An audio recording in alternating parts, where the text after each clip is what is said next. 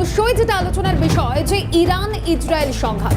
দেখো সৌম, এই সংঘাত তো চলছে, এই সংঘর্ষ চলছে, যে সংঘর্ষে একটার পর একটা হামলা, এবং এর মধ্যে সব থেকে গুরুত্বপূর্ণ বিষয় দেখো সৌম, যদি কোনো সংঘর্ষ হয়, যদি কোনো সংঘাত হয়, তার মধ্যে কিন্তু হাসপাতালগুলো পড়ে না। সেক্ষেত্রে আমরা কি দেখলাম যে দক্ষিণ ইসরায়েলের সোরোক্কো মেডিকেল সেন্টার, সেখানে পর্যন্ত হামলা চালানো হলো, আর পাল্টা হামলা, প্রত্যাঘাত, সমস্ত কিছুতে রীতিমতো উত্তপ্ত পরিস্থিতির সৃষ্টি হয়ে রেখেছে। একদিকে এই ইরান ইসরায়েলি সংঘাতের মধ্যে মধ্যস্থতা করার চেষ্টা করেছিলেন ভ্লাদিমির পুতিন। পুতিন জানিয়েছিলেন যে তিনি এই সংঘর্ষ বন্ধের জন্য মধ্যস্থতা করতে চান, কিন্তু এখানে দাঁড়িয়েও ডোনাল্ড ট্রাম্প তিনি বলছেন যে আগে রাশিয়ান ইউক্রেনের যুদ্ধ নিয়ে ভাবুন, আগে এই যুদ্ধের ইতি হোক, তারপর অন্য কিছু নিয়ে ভাবার পরামর্শ তিনি দিচ্ছেন। একেবারে অবশ্যই এই দিকে কিন্তু আমাদের অবশ্যই নজর থাকছে, কারণ একদিকে যখন যুদ্ধ পরিস্থিতি মধ্যপ্রাচ্যের দুই দেশের মধ্যে ইরান ইসরায়েল যুদ্ধ, সেখানে পাল্টা ক্ষেপণাস্ত্র হামলা চলছে, কোনো সময় ইসরায়েল কোনো সময় ইরান। এই ইসরায়েল ইরানের মধ্যে যে পাল্টা পরিস্থিতি, যুদ্ধ পরিস্থিতি, যে সংঘর্ষ পরিস্থিতি, তার মধ্যেই আমরা দেখতে পেলাম ভ্লাদিমির পুতিন তিনি মধ্যস্থতা করতে চাইলেন, কিন্তু এই সময় যে রাশিয়া ইউক্রেন যুদ্ধ রয়েছে সেটি আগে থামানোর পরামর্শ দিচ্ছেন ডোনাল্ড ট্রাম্প। তাই এই গোটা পরিস্থিতি নিয়ে আমাদের আজকের এই জিরো আওয়ারে আলোচনা। একেবারে তবে তার আগে সৌম, একটা গুরুত্বপূর্ণ বিষয় থেকে নজর রাখতেই হচ্ছে যে ইরানি কমান্ডার নিহত বলে দাবি ইসরায়েলের, তেমনটাই গুরুত্বপূর্ণ তথ্য এই মুহূর্তে উঠে আসছে। ইরানি কমান্ডারের নিহত বলে দাবি ইসরায়েলের। একেবারেই যে খবর সামনে এসেছে যে এই কমান্ডার নিহত বলে দাবি, একটি ভিডিও শেয়ার করে দাবি ইসরায়েলের ভিডিওটিতে আলী সদমানি, মোহাম্মদ কাজেমি, মোহাম্মদ হাসান মাহদাভি, হোসেন সালামি, মোহাম্মদ হোসেন বাকিরি, ইলিয়াম আলী রশিদের মতো একাধিক ইরানি কমান্ডারের অন্তর্ভুক্ত নাম বুধবার দক্ষিণ লেবাননের বারিস এলাকায় হামলা চালিয়ে হত্যা করা হয়েছে। হিজবুল্লাহ কমান্ডার আবদ আল মুনিম, তাদের নাম সামনে এসেছে। একেবারেই বুধবার দক্ষিণ লেবাননের বারিস এলাকায় হামলা চালানো হচ্ছে, এমনটাই তথ্য উঠে আসছে। হত্যা করা হচ্ছে Hezbollah commander Abed al Munim Izz আলদিনকে। এখান থেকেই গুরুত্বপূর্ণ বিষয়, একাধিক তথ্য উঠে আসছে। আমরা আলোচনায় যাব। কূটনৈতিক বিশেষজ্ঞ সুভাষিস ব্যানার্জি রয়েছেন এই মুহূর্তে আমাদের সঙ্গে। সুভাষিস বাবু, প্রথমেই স্বাগত জানাবো আপনাকে ক্যালকাটা নিউজে। একটা বিষয় জানতে চাইবো যে হামলা, পাল্টা হামলা, এইগুলো অব্যাহত রয়েছে, তারই মাঝে যখন ইরানি কমান্ডারের মৃত্যু হচ্ছে, তাকে নিকেশ করা হচ্ছে, এই তথ্যগুলো সামনে আসছে, তখন সেই তথ্য কোথাও গিয়ে সত্যি না মিথ্যে, এই বিষয়টা নিয়েও দীর্ঘ টানাপোড়েন হচ্ছে দু দেশের বিবৃতির দ্বারা। কিভাবে দেখছেন এই বিষয়টা? দেখুন, এই নতুন একটা ওয়ারফেয়ার, এটা আমরা C3 মডেল বলে আমরা চিহ্নিত করি। এই মডেলটার তিনটে ভাগ আছে মূলত। প্রথম ভাগটা হচ্ছে কোঅপারেশন, সেকেন্ডটা হচ্ছে ক্যালিব্রেশন, থার্ডটা হচ্ছে কমিউনিকেশন। এই কোঅপারেশন হচ্ছে সেই সময় যে কোন দেশ আমার সাথে কোন সময় আছে এবং কোন অপারেশনটায় আমাকে সাহায্য করছে। ক্যালিব্রেশন মানে ধরে ধরে মারা, মানে বোঝা কে আমি এলিমিনেট করব, এবং এই মানুষগুলোকে এলিমিনেট যখন করব, কিভাবে এলিমিনেট করব, কি পদ্ধতিতে এলিমিনেট করব, সেইটা হচ্ছে ক্যালিব্রেশন। আর থার্ড হচ্ছে কমিউনিকেশন। যখন এলিমিনেট করব, সেই এলিমিনেট করার পরে আমি কমিউনিকেট করব আমাদের এলাই, আমাদের partners and the rest of the world, যে দেখুন আমরা কাকে কাকে খতম করেছি এবং তাদের প্রমাণ এবং কিভাবে খতম করেছি এবং তাদের স্ট্যাটাস। এই জিনিসটাই হচ্ছে মডার্ন ডে ওয়ারফেয়ারের একটা বলতে পারেন অদ্ভুত দিক। এবং এই দিকটার মধ্যে যেমন ট্রান্সপারেন্সি আছে, সেরকম এই দিকটার মধ্যে এমন একটা ক্যারেক্টার ফুটে বেরোয় একটা দেশের, যে গোটা পৃথিবীর মধ্যে একটা আতঙ্কের বাতাবরণ যখন চলছে, তখন বারংবার যখন বোঝানো হচ্ছে যে আমরা অন্য দেশের কমান্ডিং অফিসারদের একটা একটা করে মারছি, এটা একটা ভীষণ নেগেটিভ, অথচ ভীষণ একটা ভয়ের এবং একই সাথে একটা ভীষণ অ্যাগ্রেশনের বার্তা দেয়। এবং সেইটাকেই ফলো করছে ইসরায়েল, এবং ইসরায়েল এটাকে এমন একটা পর্যায়ে নিয়ে গেছে যেখানে ওয়ারফেয়ার, ইন্টেলিজেন্স ওয়ারফেয়ার, এবং তার থেকেও এক ধাপ এগিয়ে। একেবারেই আমরা শুভাশিস বাবুর সঙ্গে আবার কথা বলার চেষ্টা করছি। একদম। যে বিষয় আপনাদের জানাচ্ছিলাম যে এই যে ইরান ইসরায়েল সংঘাত এবং কিছুক্ষণ আগেও মাসুমা যেমনটা বললো যে সেখানে এই যে সংঘাত বা যুদ্ধ বলুন সেটা কিন্তু কোনোভাবেই হাসপাতাল সেই সমস্ত জায়গাগুলোকে একটু এড়িয়ে যাওয়ার চেষ্টা হয়, কিন্তু এবার যে ছবিটা দেখতে পাওয়া গেল ইরান ও ইসরায়েলের এই সংঘাতের মাঝে হাসপাতাল পড়ে গেল, সেখানেও এই ক্ষেপণাস্ত্র হামলার মতন ঘটনা ঘটেছে এবং একাধিক মানুষ তারা কিন্তু এই ঘটনায় আহত হয়েছেন এমনটাও কিন্তু খবর পাওয়া যাচ্ছে মাসুমা। অর্থাৎ এই যে সংঘর্ষ সেখানে কিন্তু সাধারণ মানুষ তারা যেমন এই মাঝে পড়ে যাচ্ছে তেমনি সেখানে দেখতে পাওয়া যাচ্ছে হাসপাতাল সেটাও কিন্তু ছাড় পাচ্ছে না। একেবারে ইসরায়েলের ক্ষেপণাস্ত্র হামলার পাল্টা হামলা এবার ইরানের। যেমনটা জানা গিয়েছে দক্ষিণ ইসরায়েলের শোরকো হাসপাতাল সেখানে হামলা চালানো হচ্ছে এবং যখন কোনো সংঘর্ষ চলে, যখন কোনো সংঘাতের পরিস্থিতি সৃষ্টি হয় তখন হাসপাতালগুলো কিন্তু তার আওতায় পড়ে না। সেখানে গিয়ে দেখলাম দক্ষিণ ইসরায়েলের 100 শয্যা বিশিষ্ট এই শোরকো হাসপাতাল, যে হাসপাতালে এবার হামলা চালানো হচ্ছে ইরানের তরফে। ব্যাপক ক্ষতি হচ্ছে বলে দাবি ইরানের কর্মকর্তাদের। হামলায় আহত হচ্ছেন বেশ কিছু মানুষজন, হাসপাতালে চিকিৎসাধীন ছিলেন বেশ কিছু মানুষজন এবং সেই হাসপাতালে হামলা চালানো হচ্ছে এবং বলা হচ্ছে যে চিকিৎসার জন্য আর না আসারও অনুরোধ করা হচ্ছে। সেই ছবি আপনারা দেখতে পাচ্ছেন, হাসপাতালে ক্ষেপণাস্ত্র হামলা, চারিদিকে ছড়িয়ে ছিটিয়ে রয়েছে কাঁচের অংশ, সেখান থেকে রোগীদেরও কিন্তু সরিয়ে নিয়ে যাওয়ার চেষ্টা চলছে। একটা যে পরিস্থিতি সৃষ্টি হয়েছে এই মুহূর্তে আতঙ্কের পরিস্থিতি হাসপাতালে চিকিৎসক এবং রোগীদের মধ্যে। বৃহস্পতিবার সকালে ইসরায়েলের দিকে ব্যালিস্টিক মিসাইল নিক্ষেপ ইরানের। জেরুজালেম তেল আভিভে শোনা গিয়েছে তীব্র ধারাবাহিক বিস্ফোরণের শব্দ, যার মধ্যে এক হাসপাতাল, সেখানেও এই ক্ষেপণাস্ত্র হামলা। চিকিৎসকদের মধ্যে রোগীদের মধ্যে সেখানে ক্রমাগত আতঙ্ক ছড়াচ্ছে। একেবারে বৃহস্পতিবার সকালে ইসরায়েলের দিকে ব্যালিস্টিক মিসাইল নিক্ষেপ ইরানের, তবে ইসরায়েলের পাল্টা ক্ষেপণাস্ত্র হামলা ইরানেরও। যেখানে যে তথ্য উঠে আসছে বা যে ছবি এই মুহূর্তে দেখাচ্ছি যে দক্ষিণ ইসরায়েলের একটি হাসপাতালে আক্রমণ করা হচ্ছে। এখান থেকে শুভাশিস বাবুর কাছে যাব। শুভাশিস বাবু, যখন কোনো যুদ্ধ চলে বা কোনো সংঘর্ষ চলে সেই সংঘর্ষের আওতায় হাসপাতালগুলো আসে না, এমনটাই তথ্য আমরা কিন্তু জানি। সেক্ষেত্রে দাঁড়িয়ে একটা হাসপাতালের উপর আক্রমণ করা হচ্ছে, হাসপাতালে যেখানে অসংখ্য রোগী ভর্তি রয়েছে, চিকিৎসা চলছে, হাসপাতালেও আক্রমণ। কিভাবে দেখছেন এই বিষয়টাকে? অনুচ্ছেদে পাওয়া যায় যে মিলিটারি ডিসিপ্লিন বা military warfare discipline is one of the ideal disciplines ever have been drafted. আজকের ডেটে এটা একটা লজ্জার দিন।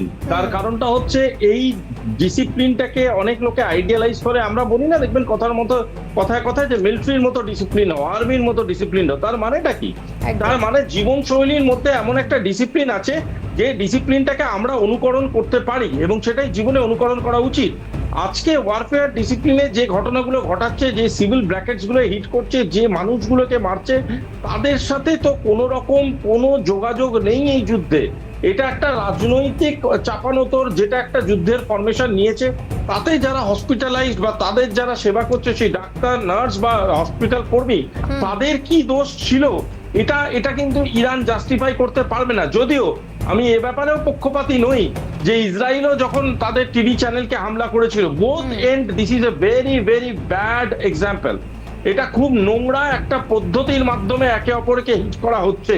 আমি বিশ্বাস করবো অ্যাজ এ ম্যাচিওর পাওয়ার এদের দুজনদেরই একবার ভেবে দেখা উচিত যে এই ধরনের ওয়ারফেয়ারকে যদি আমরা প্রমোট করি দিনের পর দিন, তাহলে কিন্তু আখেরে যাদের জন্য বা যে কারণের জন্য আপনারা যুদ্ধ করছেন তারা কেউই আর বাঁচবে না।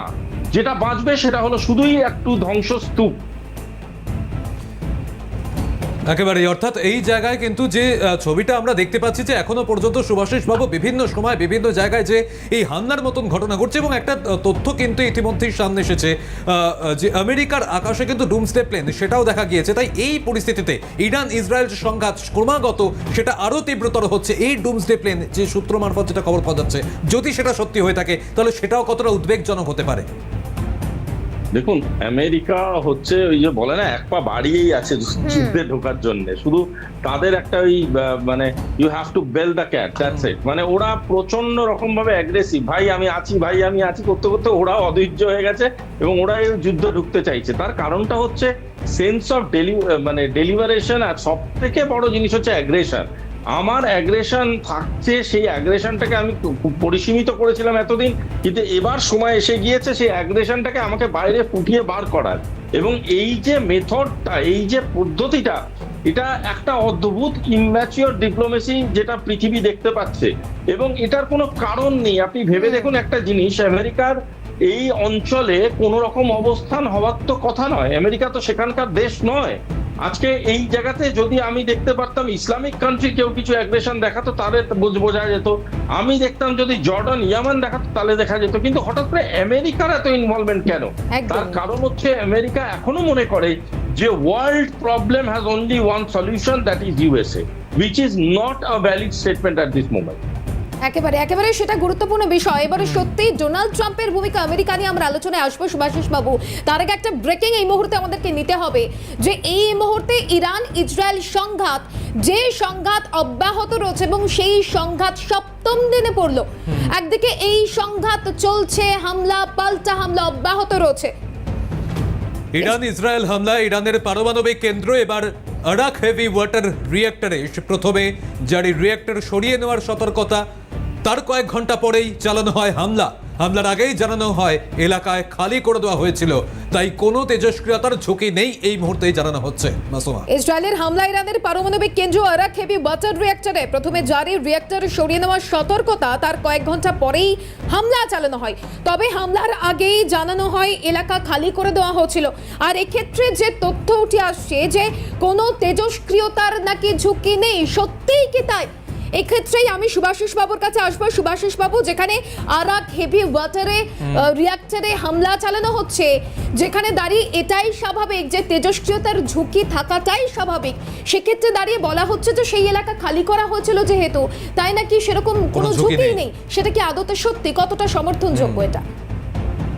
দেখুন, এইসব ন্যারেটিভ কাদের বোঝাচ্ছে? যারা পৃথিবীর সায়েন্সে one of the most aggressive country, তাকে ভারতবর্ষকে এইসব সায়েন্সের ন্যারেটিভ দিয়ে কি লাভ? আমার কথা হচ্ছে, আমরা জানি রেডিয়েশন এমন একটা জিনিস যেটা এরকম নয় যে সন্ধ্যেবেলা ছড়ালো আর বিকেলবেলা ঠিক হয়ে গেল পরের দিন, সেটা নয়। রেডিয়েশন বা কোনো ধরনের এই ধরনের কেমিক্যাল বিক্রিয়া যদি ঘটে বা নিউক্লিয়ার ফিউশন যদি ঘটে, সেটা ছোটখাটো সময় ধরে অবস্থিত থাকবে এরকম নয়, it's a very long term effect. শুধু তাই নয়, এরকম ধরনের যদি কন্টিনিউটি থাকে, সেটার তো একটা প্রোপাগেশনও হবে, এবং সেই প্রোপাগেশনটার এতটাই প্রভাব হবে যে পালিয়ে গিয়েও লাভ হবে না। ন্যাচারাল রিসোর্সেস নষ্ট হবে, হিউম্যান রিসোর্সেস নষ্ট হবে, ইন্ডাস্ট্রিয়াল রিসোর্সেস তো নষ্ট হচ্ছেই। সুতরাং এই ধরনের জাস্টিফিকেশনসকে আমি বলবো পিঠ বাঁচানোর জন্য বা বিশ্বকে কিছু একটা বুঝিয়ে পার পেয়ে যাওয়ার জন্য বারংবার বোঝাবার চেষ্টা করা হচ্ছে। বাট যদি এটাকে জাস্টিফিকেশন খুঁজতে চাই আমরা, বা যদি এটার ভ্যালিডিটি খুঁজতে চাই আমরা, আমি এখনো বলছি যে খুব খুব ইম্যাচিওর হ্যান্ডলিং হচ্ছে এই সিচুয়েশনটায়।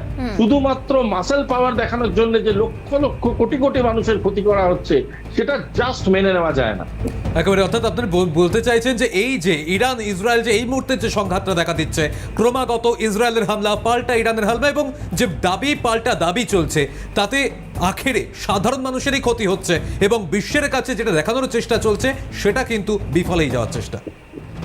অ্যাবসলিউটলি।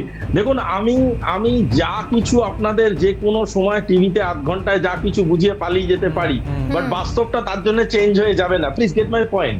পয়েন্টটা হচ্ছে, উনারা বারবার করে প্রেস কনফারেন্স গুলো কাটাবার জন্য যা কিছু একটা বুঝিয়ে চলে যাচ্ছে যে আমরা এই কারণে করেছি, আমরা সেই কারণে করেছি।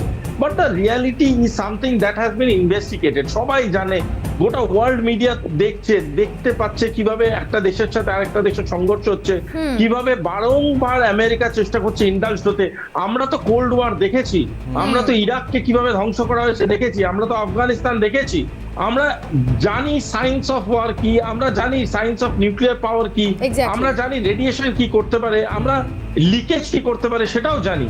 সুতরাং আমাদেরকে এইভাবে ন্যারেটিভ মিথ্যে দিয়ে আপনি হয়তো প্রাথমিকভাবে পার পেয়ে যেতে পারবেন, but on a long term basis এটা ইতিহাস বুঝবে যে কত বড় মানবিকতার ক্ষতি করছে, মানসিকতার ক্ষতি করছে, এবং অ্যাজ এ হোল গোটা মানব জাতির ক্ষতি করে যাচ্ছে এই ধরনের ওয়ারফেয়ার।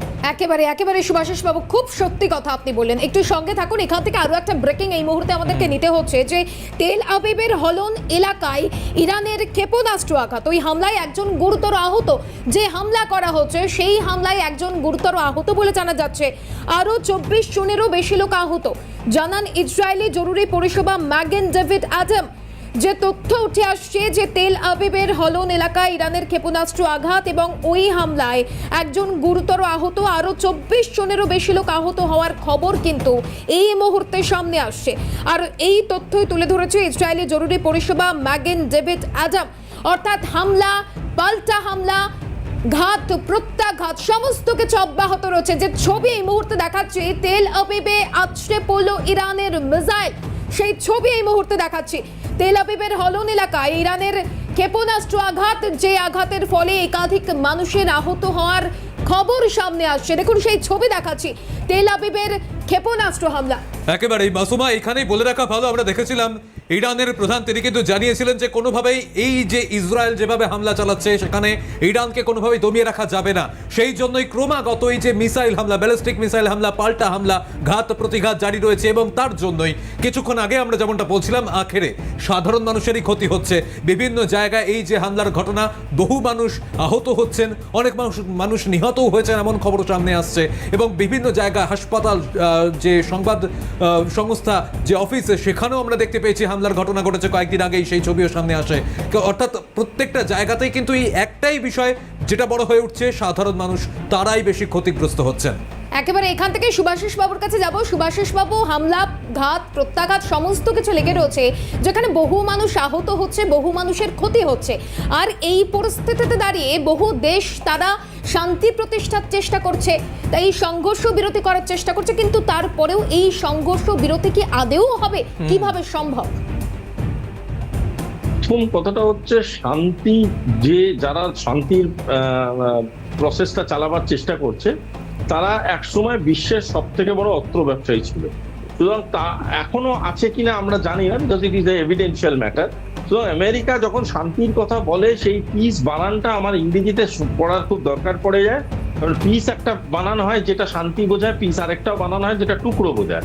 সুতরাং কোন বানানটাকে ওরা এন্ডোর্স করে পিস বলে, এটা আমার বোঝাটা একটু দরকার পড়ে যায়। দ্বিতীয় কথা হচ্ছে, শান্তি যদি এই মুহূর্তে ইরান এবং ইসরায়েলের সাথে কেউ স্থাপন করতে পারে, সেটা একমাত্র ভারতবর্ষ। তার কারণটা হলো, ভারতবর্ষের ডিপ্লোম্যাটিক ট্রাস্টওয়ার্দি ফ্যাক্টরটা আমেরিকার থেকে অনেক বেশি। ভারতবর্ষকে অনেক বেশি বাকি দেশরা বিশ্বাস করে, বিকজ আমরা কোনোদিন ওয়ার এথিক্স বা আমরা কোনোদিন মিলিটারি ডিসিপ্লিন ভাঙি না। আমাদের উপরে যখন ডাইরেক্ট আঘাত এসছে তখনও আমরা কিন্তু পাকিস্তানকে আক্রমণ করিনি, আমরা রিটালিয়েট করেছি সেই জায়গায় যেখানে পাকিস্তানের ভিতরে আতঙ্কবাদীরা নিজেদের ইউনিভার্সিটি বানিয়েছিল। আমরা একবারের জন্য পাকিস্তানের কোনো সিভিল সার্কিটে হিট করিনি, এবং সেটাই হচ্ছে ওয়ার ডিসিপ্লিন, সেটাই হচ্ছে এথিক্স। সেই এথিক্স বোধ যদি কোনো দেশ হারিয়ে গিয়ে থাকে, তাদের টেবিলে বসে নেগোসিয়েশনে আনা একমাত্র যদি পৃথিবীতে কোনো দেশ পারে, সেটা ভারতবর্ষই পারবে। এবং মানসিকতা, মানবিকতা এবং মানব জাতির স্বার্থে বারংবার যদি বিপদে পড়তে কোনো দেশ কারোর পাশে দাঁড়িয়ে থাকে, due to their welfarian diplomacy and due to their cultural diplomacy, সেটা হলো ভারতবর্ষ। আমরা টার্কির পাশে ভূমিকম্পর পাশে জন্য দাঁড়িয়েছি, টার্কি তার বদলে আমাদের বিরুদ্ধে জাহাজ পাঠিয়েছে, তাতে আমাদের ফরেন অ্যাফেয়ার্স চেঞ্জ হয়ে যায় না, তাতে আমাদের বিদেশ নীতি চেঞ্জ হয়ে যায় না। আমরা আজও বলছি, ইরান এবং ইসরায়েল যদি আলোচনার টেবিলে বসতে রাজি হয়, ভারতবর্ষ তাদের সাথে বসতে রাজি আছে। কিন্তু এই ধরনের যে জিনিস চলছে, এই ধরনের যে ডেব্রি তৈরি হবে, যে ধ্বংসস্তূপ তৈরি হবে, সেই ধ্বংসস্তূপ কিন্তু নিঃশ্বাস নিতে পারবে না। যারা নিঃশ্বাস নিচ্ছিল, তাই তাদের নিঃশ্বাস বাঁচানোটা খুব আবশ্যক। কারণ তারা যদি নিঃশ্বাস না নেয়, ইট সিমেন্ট বালি দিয়ে একটা দেশ চলবে না। সেই দেশে মানুষের প্রয়োজন, মানবিকতার প্রয়োজন, তাদের বাঁচাও। এটা আজকের বিশ্বের কান্না হওয়া দরকার, বিশ্বের ডাক হওয়া দরকার। কে কত ক্ষেপণাস্ত্র কতবার কার উপরে মারতে পারে বা প্রয়োগ করতে পারে, সেটা কোনোদিন কোনো সভ্যতার ইতিহাসে লেখা যেতে পারে না। এটা একমাত্র আমাদের বুঝতে হবে, যদি শিক্ষা আমাদের মধ্যে সম্ভ্রম না আনে, তাহলে সেই শিক্ষা বৃথা। এবং সেটা আমাদের বুঝে আজকে শান্তির বার্তা সবাইকে ছড়াতে হবে এবং তার জন্য উজ্জীবিত হতে হবে। একেবারে আমি শুভাশিস বাবুর কথা ধরেই কিন্তু বলতে চাইবো যে অর্থাৎ নিজের দেশের কতটা অস্ত্র ভান্ডারের ক্ষমতা রয়েছে সেটা দেখাতে গিয়ে সাধারণ মানুষের ক্ষতি হচ্ছে, যেভাবে ধ্বংসস্তূপে পরিণত হচ্ছে এক একটি জায়গা, এক একটি অংশ, সেগুলোকে মাথা তুলে দাঁড়াতে গেলে আবারও যে কত বছর সময় লাগবে, অর্থনীতি যেভাবে ধসে যাচ্ছে এই সংঘর্ষ পরিস্থিতিতে, সেটাও কিন্তু একটা খুব গুরুত্বপূর্ণ বিষয়। তাই সাধারণ মানুষের কথা আগে ভাবা উচিত। এই সংঘর্ষ বিরতি অবশ্যই প্রয়োজন এই দুটি দেশের মধ্যে। কিন্তু এই জায়গায় আমরা যেটা দেখতে পেলাম যে রাশিয়াও কিন্তু এগিয়ে আসতে চেয়েছিল, ইরান ইসরায়েল এই দুই দেশের মধ্যে যে সংঘর্ষ চলছে সেই সংঘর্ষ বিরতির জন্য, একটা মধ্যস্থতার জন্য। কিন্তু সেই মুহূর্তে একদিকে যখন আমরা দেখতে পাচ্ছি যে রাশিয়া ইউক্রেন যুদ্ধ জারি রয়েছে, সেই সময় এই পরিস্থিতি থামানোর জন্য আগে মার্কিন প্রেসিডেন্ট ডোনাল্ড ট্রাম্প রাশিয়াকে পরামর্শ দিচ্ছেন যে ভ্লাদিমির পুতিনকে তার পরামর্শ আগে রাশিয়া ইউক্রেন যে পরিস্থিতি সেটা আগে থামানো হোক, তারপরে তিনি অন্য কিছু নিয়ে ভাববেন। এই মুহূর্তে সেই ব্রেকিং এর দিকে আমরা একটু নজর রাখবো যে মধ্যস্থতার জন্য এগিয়ে আসতে চেয়েছিল রাশিয়া, ইরান, ইসরায়েল, মধ্যপ্রাচ্যের দুই দেশের মধ্যে যে যুদ্ধের দামামা সেটি রোখার জন্য। করা জবাব তারপরেই আমেরিকার। প্রথমে রাশিয়া ইউক্রেনের সমস্যার সমাধান করুন, তারপর মধ্যপ্রাচ্য নিয়ে চিন্তা করবেন, বাকি বিশ্বের কথা পরে ভেবে আগে নিজের সমস্যাগুলো সমাধান করুন। এইভাবেই ভ্লাদিমির পুতিনের মন্তব্যের জবাব মার্কিন প্রেসিডেন্ট ডোনাল্ড ট্রাম্পের। বুধবার ইরান ইসরায়েলের মধ্যে সংঘর্ষ বন্ধে মধ্যস্থতার ইচ্ছে প্রকাশ করেছিল রাশিয়ার প্রেসিডেন্ট ভ্লাদিমির পুতিন। তিনি প্রেসিডেন্ট হলে রাশিয়া ইউক্রেন যুদ্ধ ঘটতো না, রাশিয়ার প্রেসিডেন্টকে বার্তা দিয়েছেন ট্রাম্প। একেবারে এই পরিস্থিতিতে দাঁড়িয়ে যখন ইরান ইসরায়েলের সংঘাত অব্যাহত রয়েছে, তারই মাঝে ভ্লাদিমির পুতিন তিনি এই সংঘর্ষ বিরতির কথা জানিয়েছিলেন, মধ্যস্থতা করার কথা জানিয়েছিলেন, কিন্তু এখানেও মার্কিন প্রেসিডেন্ট ডোনাল্ড ট্রাম্প তিনি কিন্তু কড়া বার্তা দিচ্ছেন, একেবারে হুঁশিয়ারি দিচ্ছেন পুতিনকে। এখান থেকে আমি শুভাশিস বাবুর কাছে যাব। শুভাশিস বাবু, যেখানে দাঁড়িয়ে পুতিন মধ্যস্থতা করার কথা বলছেন, সেখানে দাঁড়িয়ে মার্কিন প্রেসিডেন্ট বলছেন আগে নিজেদের সমস্যার কথা ভাবুন, পরে অন্য দেশকে নিয়ে ভাববেন। এখান থেকে দাঁড়িয়ে ডোনাল্ড ট্রাম্পের যে ভূমিকা, এই যে তার শান্তির বার্তা একটা প্রতিষ্ঠা করার একটা চেষ্টা, যে চেষ্টা অব্যাহত রয়েছে শুধুমাত্র এই ক্ষেত্রে নয়, বিভিন্ন ক্ষেত্রে, ডোনাল্ড ট্রাম্পের ভূমিকাটাকে কিভাবে দেখছেন? দেখুন, ডোনাল্ড ট্রাম্পের ভূমিকাটাকে আমি এক্স্যাক্টলি বিরিঞ্চি বাবার রূপে দেখছি। তার কারণটা হচ্ছে উনি সব করছেন বা উনি সব করতে পারেন বা উনি সব ঘটাতে পারেন, এটা উনার একটা বিশ্বাস। এটা কে দিয়েছে আমি জানি না, কিন্তু উনার এই বিশ্বাসটা দিনের পর দিন এতটাই দৃঢ় হয়ে দাঁড়াচ্ছে যেটা একটা মেন্টাল ডিসঅর্ডারে দাঁড়িয়ে গেছে। এবং তার প্রমাণ হয়েছে যখন গতকাল উনি নরেন্দ্র মোদীজিকে ফোন করেছিলেন, ভারতীয় প্রধানমন্ত্রীকে, এবং আমাদের বিদেশ মন্ত্রক ক্লিয়ারলি বলে দিয়েছে যে উনার কথাবার্তাতেই যে উনি ভারতবর্ষের সাথে পাকিস্তানের পিস ফরমেশনের মধ্যে কোনো রকম কোনো হাত ছিল না।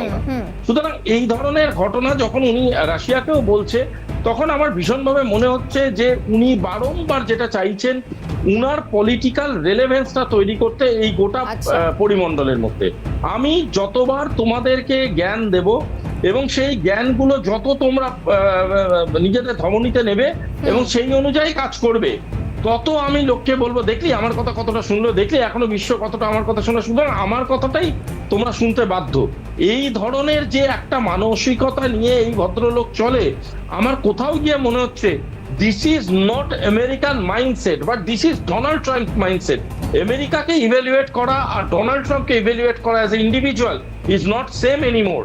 কারণ আমেরিকান সেনেট অলরেডি বলেছে যে Donald Trump should not interfere in Iraq Israel conflict. সেখানে ডোনাল্ড ট্রাম্প বলছে আমি ইন্টারফেয়ার করব। ওদের ইন্টেলিজেন্সের হেড তুলসি গাবার্ড নিজে বলছে যে there is no such evidence of nuclear practice in Iran. Donald Trump বলছে সেটা ম্যাটার করে না, আমি জানি আছে। আরে ভাই, তুমি জানলে কি করে? তোমার বাড়ির লোক কি খবর দিচ্ছে নাকি? তোমাকে তো খবর দিচ্ছে তোমার ইন্টেলিজেন্সের হেডই। তোমার ইন্টেলিজেন্সের হেড নিজে বলছে ওখানে আমাদের কোনো প্রমাণ নেই, আর তুমি জানো। তোমার যা তা কিছু একটা বলে দিয়ে এই সুপ্তারার গল্প, কমিক্সের গল্প এইসব বানিয়ে লাভ নেই। যেটা বাস্তব কথা সেটা হলো ডোনাল্ড ট্রাম্প নিজেকে বিশ্ব পলিটিক্সের রেলেভেন্স বাড়াতে চাইছে এবং বোঝাতে চাইছে যে হাউ ইম্পর্টেন্ট হি ইজ। তাই জন্যই এই ধরনের পদক্ষেপ, এই ধরনের মন্তব্য। একেবারে অনেক ধন্যবাদ জানাবো শুভাশিস বাবু এতটা ভালোভাবে বোঝানোর জন্য, এতটা সময় আমাদেরকে দেওয়ার জন্য। সত্যি সৌম্য, ডোনাল্ড ট্রাম্পের ভূমিকা নিয়ে একাধিক প্রশ্ন উঠছে, এবং যেটা শুভাশিস বাবু বললেন যে এই যে মধ্যস্থতা করার চেষ্টা করছে যখন অন্য দেশের প্রেসিডেন্ট, সেখানে দাঁড়িয়েও কটাক্ষ করছেন ডোনাল্ড ট্রাম্প, এক্ষেত্রে দাঁড়িয়েও মধ্যস্থতা করার শান্তির বার্তা দেওয়ার চেষ্টা করছেন ডোনাল্ড ট্রাম্প। ভবিষ্যতে তার কোথাও গিয়ে ইমেজ ক্লিয়ার করে রাখতে চান। একদমই সেই দিকেই অবশ্যই আমাদের নজর থাকবে যে এই যে ডোনাল্ড ট্রাম্পের ভূমিকা এখনই এই ইরান ইসরায়েল সংঘর্ষ বিরতির জন্য যে ভূমিকা, সেটা কিন্তু খুব বড় প্রশ্ন চিহ্ন তুলে দিচ্ছে। পরবর্তীতে ইরান ইসরায়েল সংঘর্ষ সেটা আরো কোন দিকে মোড় নেয়, নজর থাকবে।